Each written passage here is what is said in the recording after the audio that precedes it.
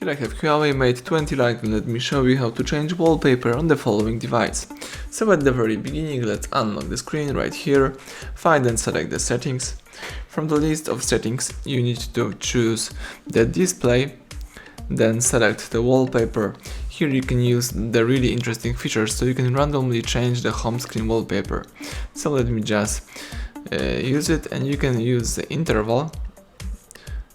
You can use the time of the interval. It will be 5 minutes, it will be daily, or you can use some other period of time. You can also use album to display, it will be wallpaper album, or you can choose something from the gallery.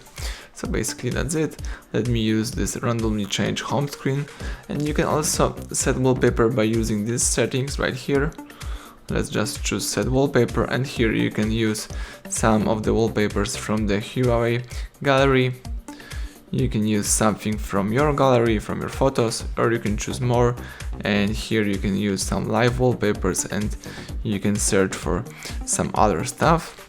In my case, let me for example use the following one. Let me tap apply, and you can choose it for your lock screen or for your home screen, or you can of course set this wallpaper on both screens. In my case, let me use my lock screen.